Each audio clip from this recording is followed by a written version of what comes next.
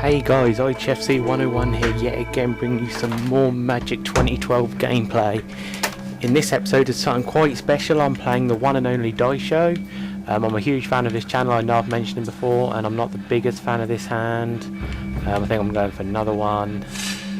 That's not really any, but I think I need to go in for 6. That'll do. I don't like that. Maybe should I have kept the first hand, but I'm happy with this hand. I don't know what deck IzDaisho's playing. I will be playing Wielding Steel, of course. He's trying out his new Wielding Steel deck, which I kind of like the sound of. I'm looking forward to see what he does to it. I'm always interested to see what IzDaisho does. He's definitely my favourite Magic commentator. I watch all of his videos, not to sound too much of a fanboy, but I do. And so yeah, well, I've played him once before. Okay, I'm able to get my bloodthirst on this time.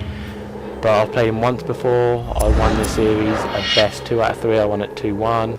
So it'll be interesting to see if I can do it again. So that's Vampires against Wielding Steel.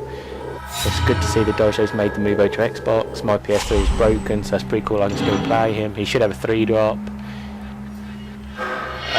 Getting the Avenger.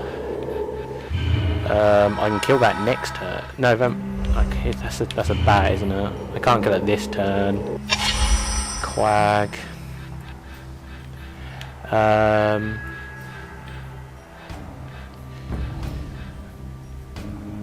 guess I swing in with the bat.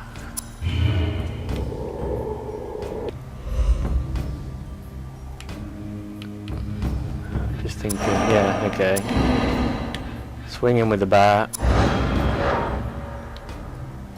That becomes a 3-3.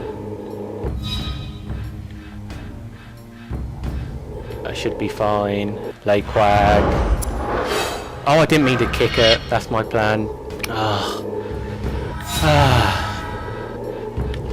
What I meant to do was not to kick it, and then I could play Feast of Blood this turn. But I guess I'll have to wait till next turn. I'll just take the damage. That's a mistake by me. I should know better than that. That is a very good card. I do like that card. But I need to get rid of... he hasn't got any tricks or anything. So... I'm just going to kill that. I should have done that last turn. That was a real poor play by me. It was just, I expected it to start at 0 and it started at 1, so that's really bad on my part. But it died in the end, so I guess no harm done. That's probably, I didn't even know that card flied. I'll admit that, I didn't even notice that card flied, and I'm lucky he didn't block. I am super lucky there. There's a real noob mistake by me there. He's hit his 5 land drop. Serra Angel, a really good card. I'm not gonna lie, I don't like how this game is going right now. I could play Miri, but would I want to trade with the Serra Angel? Well, I can't anyway.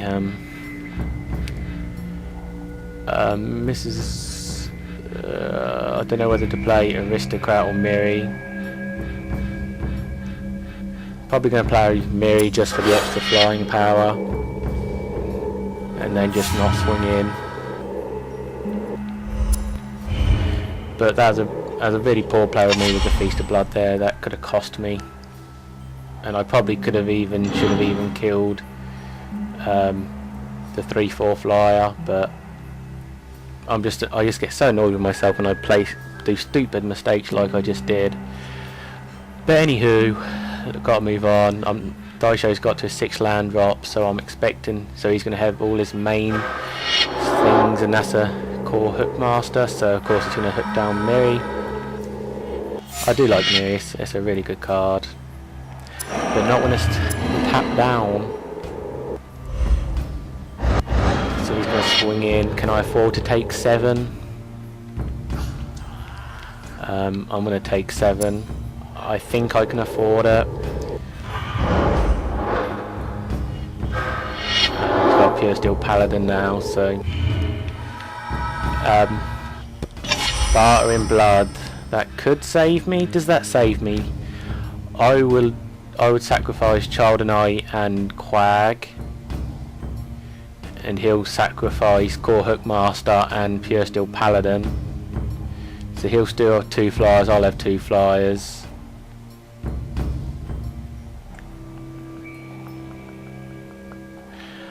Do I play that? Oh, I'm going to do that now. That's the last chance I've got, I think.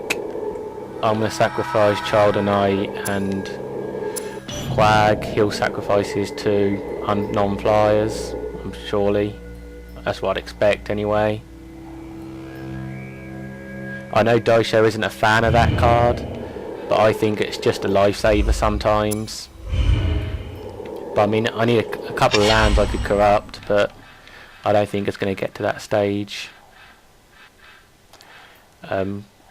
He's got 6 lands now. I think he can play most things in his deck. I think one thing might be a 7-drop, but I know Captains of the Watch is a 6, Baneslayer's a 5, I think. And then he might have the flyer that destroys tapped creatures, which would do for my Miri. But hopefully that Bartering Blood shook him a bit. It's kind of messed up his plans. There's not too much difference between our life total. Even though I know he'll swing in this turn, no matter what he plays, he'll be happy to swing in because he knows I can't kill one of his creatures. I'm all tapped out. I can't have anything like Vampire Bite, so he'll definitely swing in. But I'm assuming he's got some sort of big creature like Captains of the Watch, but I'm not really sure. Okay, let's try the Harness. I'm assuming he's got a creature to put on that, so we can give that haste. Oh no, he's just gonna give it a +1/+0. Oh, it's +1/+1, isn't it? Okay. So he's gonna swing in for 8 here. And of course he's got Vigilance, so I can't even swing in next turn. I'm gonna have to take 8. And then I'll hang back to block next turn. I get the land, but I still can't corrupt. I'm still 1 short. So I'm just going to play Vampire Aristocrat and pass the turn over. This is pretty much as good game as it gets.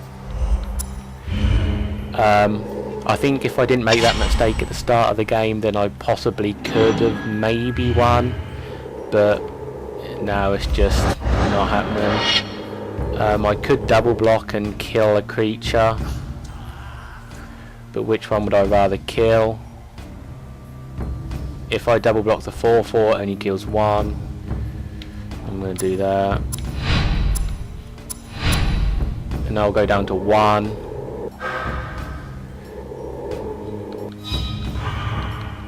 He's just choosing which creature to kill, so he'll kill Miri. So he's got 2 cards in hand. He's not playing anything. I don't know what that means. Vampire Nocturnus. Well, let's see what happens. I can survive at least 1 more turn because I got the bat. Now that's on top, so I know I've got the flyer, so I can survive. I think that should stop him swinging in next turn.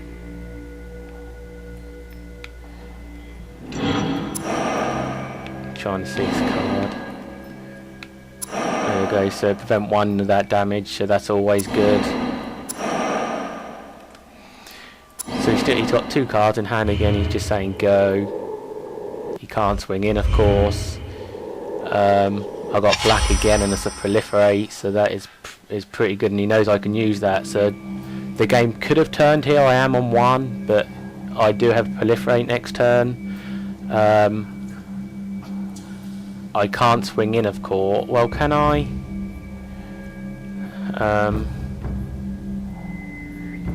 Okay, I'm going to kick Quag twice. And then swing in with Vampire Nocturnus.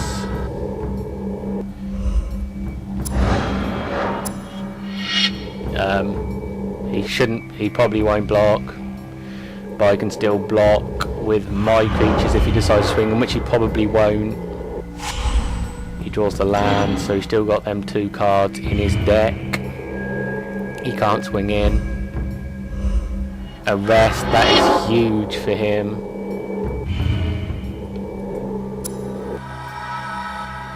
That's not... See, so I can proliferate his dude, which he knows about. I've got the land now for corrupt, which I needed, which is pretty damn sweet as well. I get another counter on... Well, I've got to kill his dude. That just goes without saying.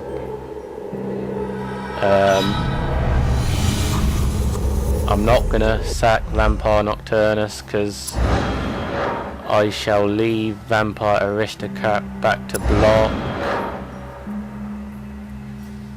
I don't think he's got anything flying haste, I don't think. So I swing him for 7 here. And if I survive this turn of 1, because I've got the corrupt, so I can just corrupt to his face. This would... all I do... That's fine, infiltration lens. If he's got nothing else, this is good game. Would be a pretty epic comeback. I'm not going to lies. And so I'm just going to corrupt his face, Daisho, and that was a really epic game. I can't believe I came back to win that. I thought it was dead and buried, but the Barter in Blood really did save me there, and hope you enjoyed this episode. This is part 1 of the Daisho series, and I'll see you guys in the next episode. Later guys.